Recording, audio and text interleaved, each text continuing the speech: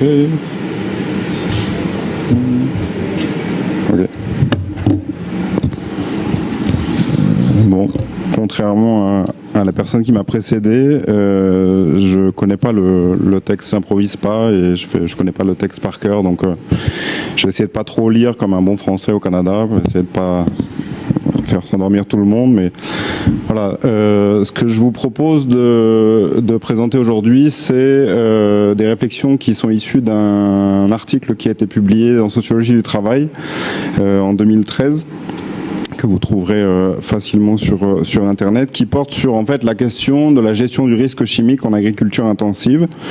C'est assez intéressant et j'ai beaucoup de chance de parler derrière Annabelle et derrière Elsa, et on voit que c'est à mon avis pas un hasard si on a aujourd'hui un focus aussi important sur l'agriculture, puisque le secteur agricole a été historiquement toujours un laboratoire d'expérimentation de la régression sociale.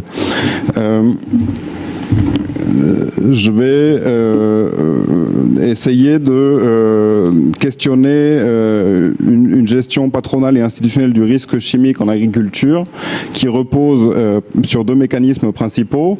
D'abord, l'invisibilisation des expositions et ensuite l'externalisation des atteintes vers les pays d'origine et les économies domestiques des travailleurs au pays. L'un des leviers de ces stratégies de gestion est l'utilisation d'une main-d'œuvre migrante précaire, embauchée par le biais de ce qu'on appelle les contrats OFI, du nom de l'administration qui en France gère l'ensemble du phénomène migratoire et c'est-à-dire le regroupement familial, c'est-à-dire la demande de visa, etc., et qui gère en particulier ce système d'immigration temporaire de travail. Main-d'œuvre migrante précaire sur laquelle on fait reposer une grande partie du risque chimique en agriculture, une précarité qui elle-même repose sur divers éléments que je vous ai présenté ici dans cette slide. Tout d'abord, le caractère temporaire du statut d'emploi. C'est des contrats qui sont de maximum 6 mois par an, avec une autorisation à rester sur le territoire français de 6 mois maximum. Même si certains travailleurs reviennent en France depuis 20 à 30 ans chaque année. Et on a là une figure qui ressemble fortement à ce que Sébastien Chauvin, dans son étude sur le day labor dans l'industrie légère aéronautique de Chicago, appelle les permatemps, c'est-à-dire des gens qui sont en contrat précaire, mais qui sont fidélisés par l'employeur et qui finalement gardent une relation d'emploi relativement stable, malgré le côté temporaire du contrat de travail stricto sensu. Deuxième élément, le caractère temporaire du statut de séjour. Statut de séjour qui est strictement lié au contrat de travail et à la période d'emploi. Le troisième élément est en fait une combinaison des deux premiers, c'est-à-dire la faculté qui est donnée à l'employeur de renouveler de manière discrétionnaire ou non le contrat de travail d'une année sur l'autre. On comprend évidemment tout de suite l'intérêt d'une telle mesure pour les employeurs. Ça permet évidemment de pouvoir licencier, même s'il ne s'agit évidemment pas d'un licenciement, vu que c'est un non-renouvellement du contrat d'une année sur l'autre, de pouvoir licencier les salariés revendicatifs ou insuffisamment productifs, notamment tous les vieux salariés de 55 ans qui sont atteints par des pathologies, des discopathies, etc. Je vais me concentrer ici sur la question du risque chimique et des atteintes liées au risque chimique, mais il y a évidemment tout un tas de pathologies et de risques mécaniques, etc., de troubles musculo-squelettiques notamment en agriculture intensive. Le quatrième élément, c'est le fait que ces contrats s'achètent clandestinement. C'est des contrats qui s'achètent jusqu'à 6 000 € par an, ce qui génère ce que Berlin appelait un marché noir des droits à émigrer et à travailler en France, et ce qui génère pour le travailleur une dette pécuniaire. Donc la première année de travail, le salarié ne gagnera rien et il commencera... Pardon ?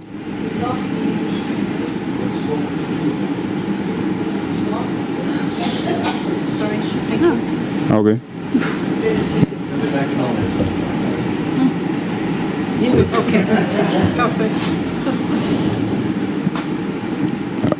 Ok, donc une dette qui doit être remboursée ensuite à l'employeur ou au gangmaster qui s'élève la plupart du temps à l'équivalent d'une année de travail, ce qui signifie donc que la première année, le travailleur ne gagnera rien et que pour commencer à gagner, il faut qu'il espère être fidélisé et revenir l'année suivante.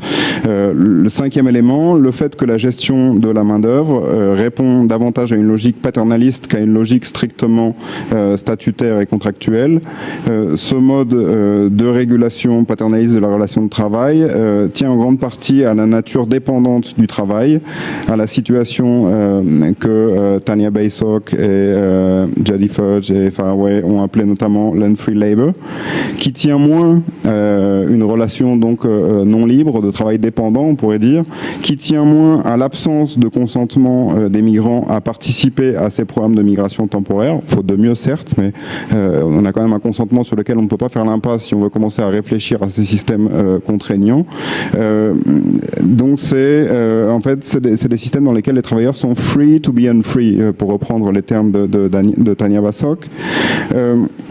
Une situation d'unfree labor qui tient plus au fait que ces dispositifs migratoires brident la liberté de placement et de placement au sens d'allocation, libre allocation sur le marché du travail et de déplacement, c'est-à-dire physiquement dans l'espace de travail et sur le marché du travail par exemple régional, donc un bridage de la mobilité du travailleur sur le marché du travail.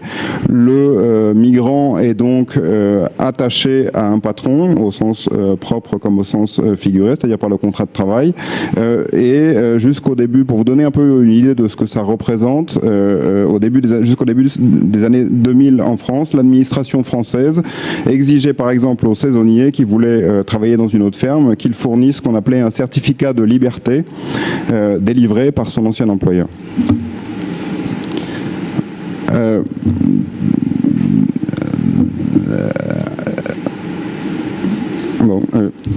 Donc dans cette communication, je vais chercher à montrer en quoi le recours au programme de migration temporaire, qui constitue ce que Alain Maurice appelle l'utilitarisme migratoire, c'est-à-dire cette propension qu'ont le patronat et les États de penser et d'organiser le phénomène migratoire uniquement en fonction, sous l'angle de la force de travail fournie par le travailleur.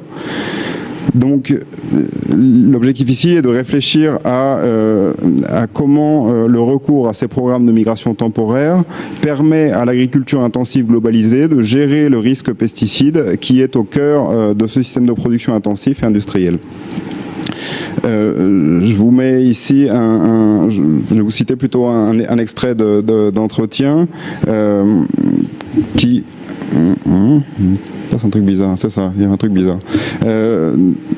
C'est un entretien que j'ai fait avec un producteur de la Confédération paysanne en France, qui est le syndicat, comme vous savez, anciennement de José Bové, donc un syndicat qui est plutôt pour une agriculture, on va dire, de proximité, une agriculture traditionnelle, qui était avant en agriculture conventionnelle et qui me racontait un peu, qui me donnait un peu quelle était l'importance des pesticides dans le process productif. Alors, il dit, on est dans un système où l'exploitant n'a pas la possibilité de sauter un traitement, on traite à outrance parce qu'on n'a pas les moyens de perdre un pourcentage de la récolte, la marge est trop mince. C'est la course au zéro défaut, parce que si vous plantez 15 salades au mètre carré, vous devez en ramasser 15. Si vous n'en ramassez que 12, vous êtes mort parce que votre marge, c'est 2 salades. Donc la question sous-jacente qui se pose ici, que j'essaie de mener dans cette réflexion aujourd'hui, c'est à travers en fait la question du pouvoir et la question traitée par Foucault, qui prolonge Marx à partir de la problématique du contrôle et de la discipline, qui je cite, c'est pour une bonne part comme force de production que le corps est investi de rapports de pouvoir et de domination, mais en retour, sa constitution comme force de travail n'est possible que s'il est pris dans un système d'assujettissement. Ce corps devient force utile que s'il est à la fois corps productif et corps assujetti. Donc ça fait aujourd'hui une... oui. Wow. Ok. Ça fait aujourd'hui une dizaine d'années que je travaille sur les programmes de migration temporaire. Qu'est-ce qu'un programme de migration temporaire? C'est en fait un vieux modèle d'immigration de travail, le modèle qu'on a pu appeler après-guerre le modèle du travailleur invité, le modèle du Gastarbeiter, même s'il faut souligner que les migrants sont wanted but not welcome.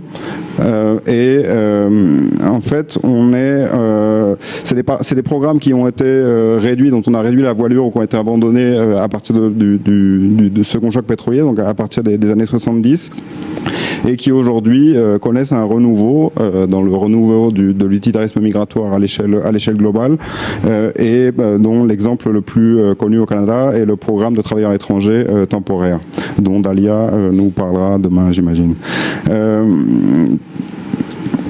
Donc, qu'est-ce que sont les PMT? Ce sont des dispositifs migratoires à vocation utilitariste qui disciplinent les mobilités humaines en donnant un caractère circulaire au déplacement et qui connectent deux espaces dans lesquels on cherche, en les articulant, à obtenir deux immobilités. Une immobilité dans le pays de travail, c'est le salariat bridé, et des immobilités domestiques dans les pays d'origine. Les programmes de migration temporaire organisent donc une sorte de mobilité idéale pour le capitalisme sécuritaire contemporain, au sens où ils combinent d'une part la mise en circulation flexible du facteur travail à l'échelle mondiale, mis en place par exemple par le mode 4 de la GCS, entre autres, et des formes d'immigration temporaire adaptées aux nécessités du marché.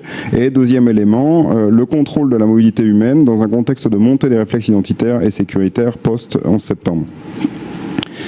Dans le cadre... Alors la planche qui est là, c'est des photos qui ont été récupérées sur une succession de contrats d'un seul travailleur, et j'aime bien cette planche parce que ça vous permet de voir le vieillissement du travailleur et d'imaginer quelle a été sa carrière migratoire et professionnelle en France.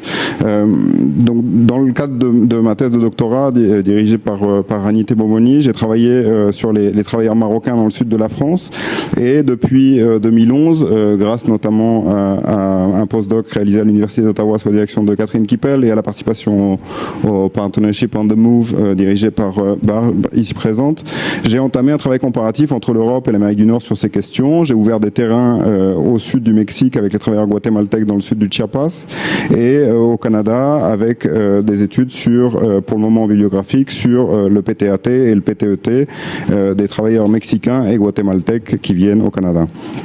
L'objectif est donc d'arriver à une sorte de comparaison des stratégies de gestion du risque sur ces trois terrains, mais pour le moment cela reste exploratoire, même si dans les entretiens exploratoires j'ai déjà des premiers éléments, des constats d'externalisation des pathologies professionnelles.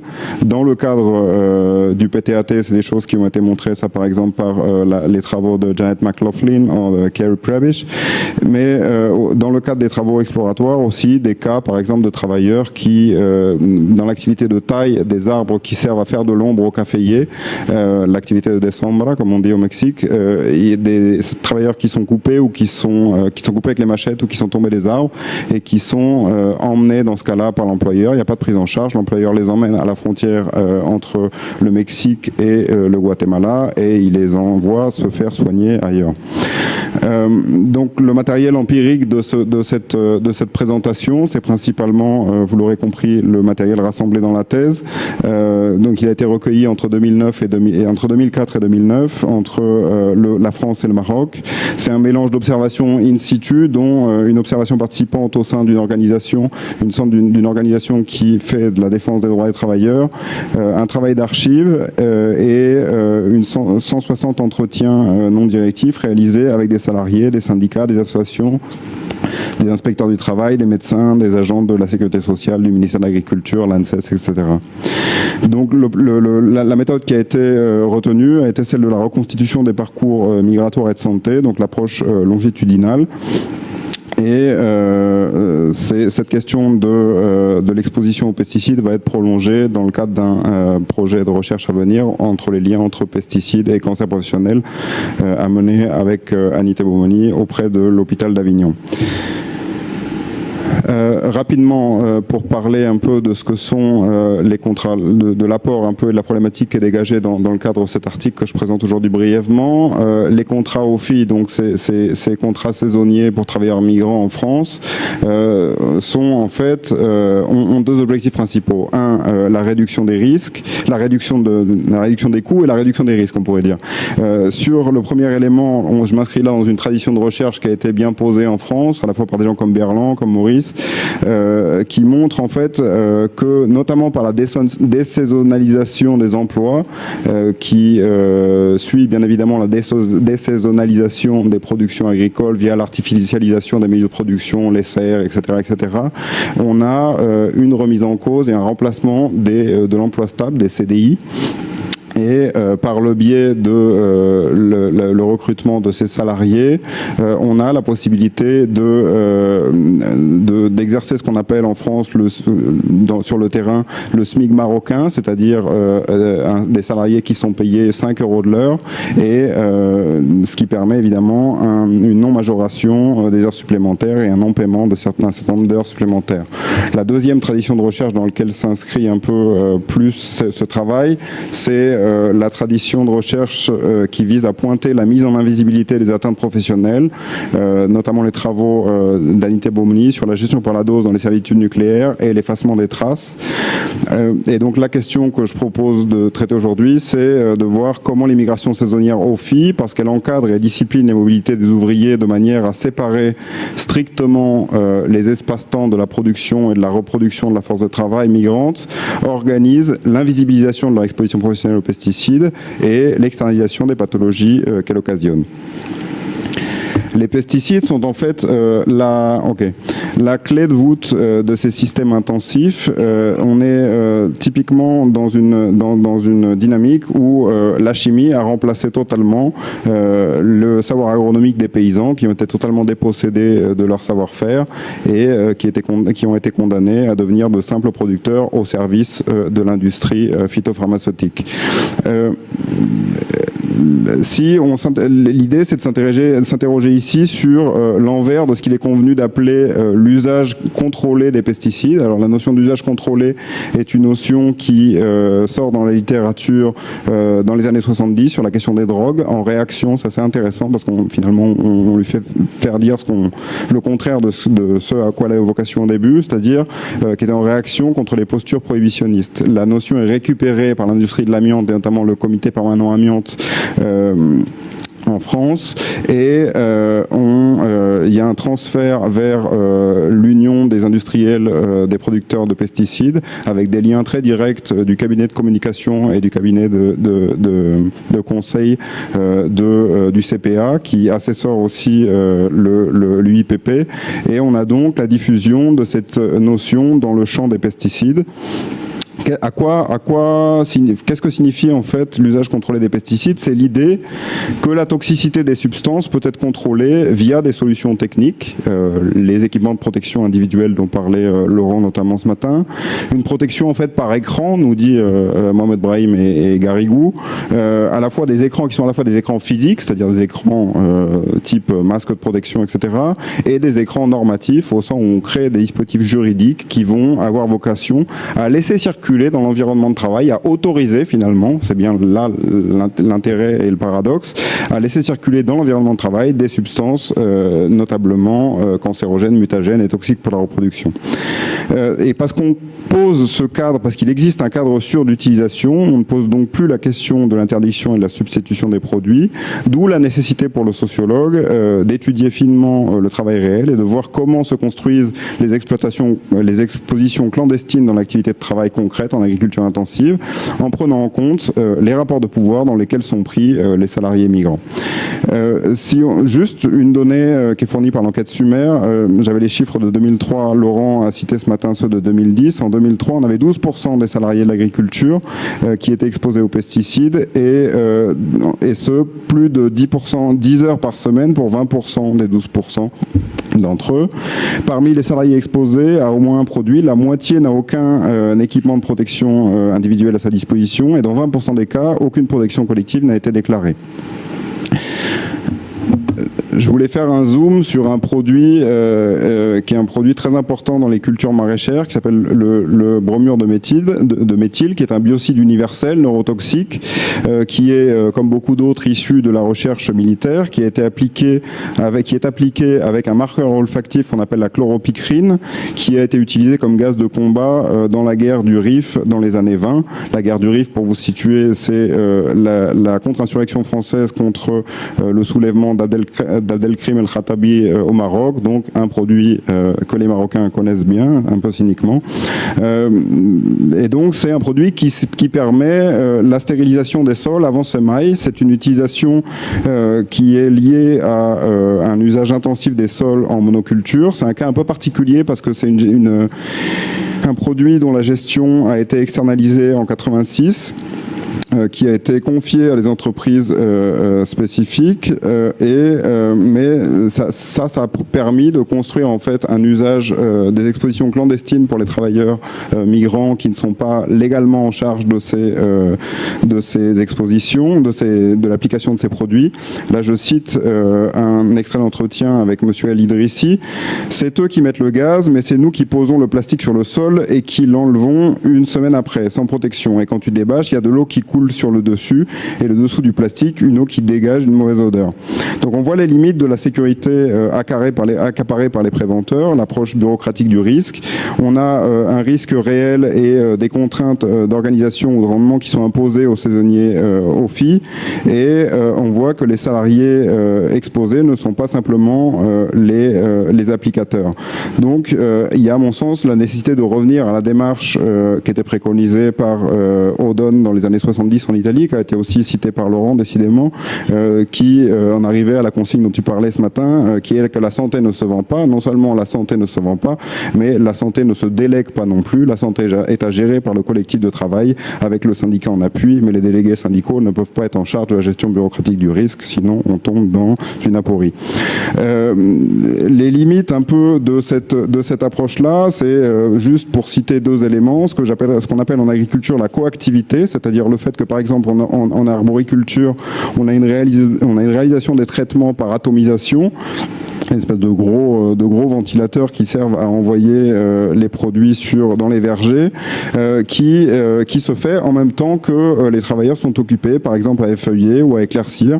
Là, je cite encore un entretien avec Monsieur Habib Chorfa. Le tracteur passe à côté de toi quand tu es en train de travailler, tu ne peux pas t'arrêter, tu dois continuer à bosser de sorte que tu reçois plein de produits sur toi. Deuxième élément angle mort en fait de cette gestion bureaucratique du risque, c'est la réentrée, qui est un problème qui est très fort, notamment sous serre, qui est un milieu clos où il y a peu d'évaporation, où la température est élevée et où les taux d'hygrométrie voisinent les 90%, ce qui augmente la transpiration et donc l'absorption cutanée. On a des particules en suspension dans l'air qui se reposent sur les végétaux et on a donc des contaminations cutanées qui sont faites à partir du moment où les salariés interviennent dans les cultures. On a depuis 2006 en France des délais de réentrée après ventilation des serres, mais c'est des délais qui sont très peu respectés. Je cite un entretien encore une fois. Il y avait environ 200 serres à traiter, ça durait 2 à 3 jours de suite, sans cabine sur le tracteur, ni masque, ni combinaison. Quand je passais le produit, les ouvriers sortaient de la serre et rentraient juste après, c'était encore mouillé, plein de produits. De plus, un des problèmes avec ces délais de réentrée, c'est que les produits sont souvent appliqués en mélange, en cocktail, d'où l'impossibilité d'estimer la toxicologie potentialisée des mélanges et donc de fixer un délai de réentrée fondé sur le risk assessment. Du coup, le ministère, les autorités de régulation en France font ce qu'ils appellent du risk management, de la gestion du risque, c'est-à-dire, résumé par une fonctionnaire, on tente d'éviter les catastrophes. À aucun moment, la question de la portabilité des équipements de protection individuelle n'est prise en compte. Il ne s'agit pas seulement des contraintes qui occasionnent une gêne de l'ordre du confort. Sous serre, par exemple, il est techniquement impossible de traiter avec un masque classique et l'ensemble des protections, gants, bottes, combinaisons. Une étude de plus d'ergo-toxicologues en France, Garrigou et Hall 2008, ont montré notamment que les protections étaient non seulement inefficaces, voire qu'elles augmentaient le risque de contamination contamination en période de traitement et en période de nettoyage notamment. C'est des combinaisons. Les combinaisons qui sont utilisées sont des combinaisons qui ont été conçues pour un usage industriel, dont l'efficacité n'a pas été testée au préalable en agriculture. Les tests de perméation qui ont été réalisés par l'AFSET en 2010 ont montré que 6 des 10 modèles testés, seuls 2 présentent des classes de perméation conformes à celles annoncées par les fabricants. La normalisation dont on parlait et ses apories encore, dans un système d'usage contrôlé qui plus est réduit à sa dimension individuelle, où l'innocuité des pesticides est supposée garantie, toute contamination est due à une erreur humaine et à une prise de risque de l'ouvrier. Donc on passe de l'analyse des causes de l'exposition à la mise en cause de l'utilisateur. Je vais juste finir sur cet élément pour vous montrer un peu de quoi on parle en termes de coût humain des pesticides. Quand on parle de coût humain des pesticides, l'invisibilisation de l'exposition s'accompagne, c'est ce que j'essaie de démontrer aujourd'hui, d'une externalisation des atteintes et de leur coût de prise en charge vers les pays d'origine. Le contrat OFI et les autres contrats des programmes de migration temporaire organisent la séparation des espaces-temps de la production et de la reproduction de la force de travail. On a une externalisation des coûts de reproduction vers les économies domestiques des saisonniers dans les pays d'origine. Et donc le cas là que je voulais vous présenter, c'est le cas de Monsieur Idrissi, qui est un ouvrier agricole que j'ai rencontré dans la région Xanaya, dans le nord du Maroc, au Douar Inhanahen, en septembre 2005. C'est un salarié que je rencontre au village et qui me demande lui de faire un entretien, qui attire donc mon attention et qui me montre les lésions. Il enlève ses bottes et il a des pieds purulents, couverts de pus et de lésions sanguinolentes, et un sac de médicaments. Il commence à me raconter son histoire et en fait il me raconte que lui a été ouvrier agricole polyvalent pendant 10 ans, il travaillait 6 mois par an et pendant 5 ans il était en charge du traitement. Donc il dit je traitais soit avec la lance soit avec le pulvérisateur à dos, sans masque ni combinaison ni gants. Des masques il y en avait pourtant dans la remise, mais le patron ne les sortait qu'en cas de contrôle. Il est diagnostiqué un urticaire de contact au niveau des mains. Il a dans un premier temps 2 semaines d'arrêt. Monsieur Idrissi va être dans la stratégie habituelle des salariés temporaires, c'est-à-dire qu'il va chercher à gérer au mieux ses arrêts de travail, évidemment en craignant le non-renouvellement de son contrat l'année suivante, de manière à ce que l'employeur continue à l'employer, mais l'employeur va continuer bien à l'employer, mais aussi à lui confier le traitement, donc il va continuer à être exposé aux produits qui déclenchent ces pathologies. Et chaque année, il va faire en moyenne 3 séjours à l'hôpital. La pathologie s'étend aux poumons, il a de l'asthme dans les poumons, comme l'avait diagnostiqué le médecin.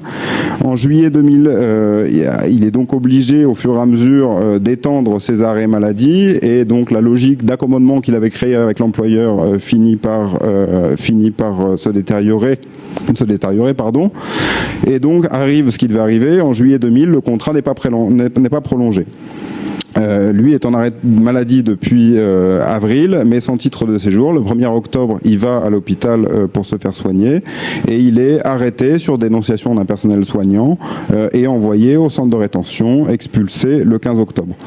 Donc ce cas-là, on a les différents temps et les différentes modalités d'externalisation des pathologies liées aux pesticides. Dans un premier temps, on a une illégalisation du séjour de Monsieur Idrissi. Dans un deuxième temps, on a une criminalisation de sa demande de prise en charge. Et dans un troisième temps, on a son expulsion et finalement l'extraterritorialisation de la pathologie vers le Maroc. D'où pour lui des difficultés de faire reconnaître la pathologie depuis le pays d'origine, avec une difficulté d'accéder aux médecins, une difficulté d'obtenir une reconstitution de sa carrière et de la carrière de ses expositions professionnelles, et une difficulté de connaître les différents mécanismes qui peuvent lui permettre une reconnaissance en maladie professionnelle. C'est d'autant plus dommageable qu'en France, depuis un certain nombre d'années, il y a une association qui s'appelle Phytovictime, qui est une association qui a permis à un certain nombre d'exploitants agricoles, cette fois-ci, d'obtenir des reconnaissances en maladie professionnelle pour des expositions liées aux pesticides. Et reste aujourd'hui à arriver à articuler les luttes, à les globaliser et à faire en sorte que les salariés migrants puissent, comme les exploitants agricoles, obtenir une réparation plus importante. Je vous remercie.